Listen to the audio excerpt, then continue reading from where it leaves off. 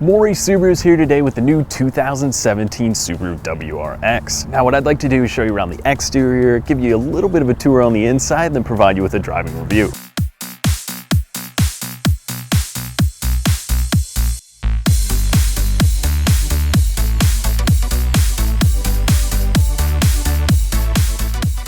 So the WRX comes in 3 trim levels. You have your standard, your premium, and then your limited, which is going to give you a little more creature comforts than this one. The one we have today is the premium with the 6-speed manual, which is definitely the way to go. Now they do offer a CVT in this model, but I can tell you, you're probably going to have a lot more fun with the 6-speed manual. Out of the 2-liter, you're going to get about 268 horsepower, unless you bump up to the STI, which is going to be in a 2.5-liter engine with about 305 horse. Now, we did drive the STI last week, and I'll tell you what, I think I prefer the WRX, which sounds a little crazy, but it seems a little more user-friendly on a day-to-day basis. The STI gives you a little bit more of a turbo lag, but I can show you a little bit more of that later on the driving review.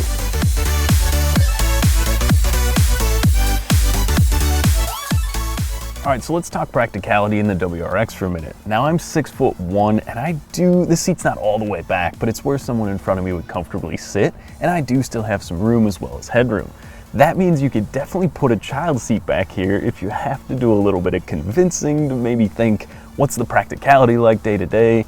Yes, it will baby. Yes, you can put 4 or even 5 adults. 4 would probably be a little more comfortable in the car. But from there, it has these all-season 18-inch wheels and tire package. You might want to get some snows if you want to do some real hooning in the car, but I mean, for the most part, you're going to get a pretty solid package for the money you'd spend. The competition, I think, might be a little lacking, because you do have the symmetrical all-wheel drive, you do get the fun, and the styling on this car, since it debuted in 2015, is pretty good.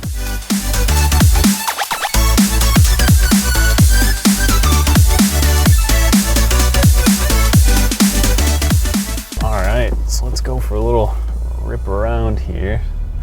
So again, this is the new 2017. It's been the same kind of as the 2015 body style was, with a few changes to 16 and now a couple more to the 17s between the WRX and the ST line, or the STI lineup rather, but nothing too major.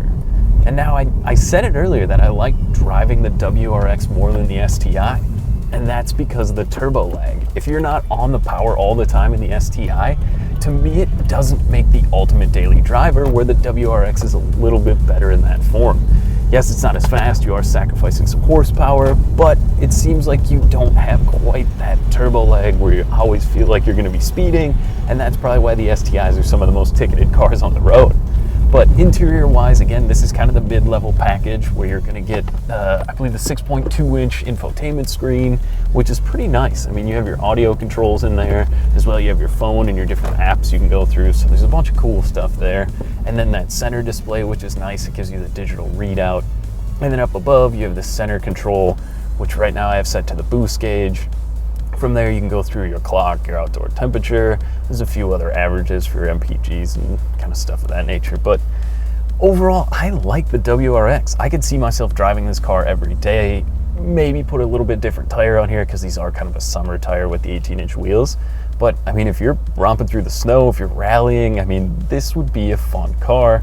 And then otherwise, if you're just sitting in traffic, or if you're just making a 20 to 30 minute commute every day, it's still gonna be a nice car to spend some time in. I mean, it gets up and goes. If you put your foot down at 2,500 RPMs, it's gonna pull pretty strong until you're going a little bit too fast. But the 6-speed, this one has the short throw STI shifter, which is kind of a cool upgrade as well. This one does have the home link and the mirror, which is nice. You can program your garage door in at home from that. But I mean, overall, the symmetrical all-wheel drive, I have driven a few of these in the winter, and it is a fun car. I mean, it gets up and moves. You can get a little sideways, have a little fun. If you go too far, the stability or traction control can kind of kick in and save you. But I mean, through and through, this is a great car. Now, this one's going to be around $30,000 for the mid package. Kind of more the base ones are going to be around that 27 range, which for the money is a lot of car. If you're looking at the competition out there, I mean, there's definitely some good competition, but as far as having all-wheel drive, having comfort, having room in the back seat, it kind of does it all, and that's what I think I like about the WRX. 6-speed's great, the steering wheel with the flat bottom is awesome, and when you put your foot down, it gets up and moves.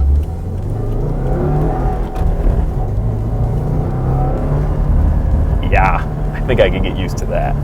On behalf of Morrie Subaru, thanks for watching. Now, if you'd like to schedule your test drive in the new WRX or the STI, make sure to call, click, or stop by today.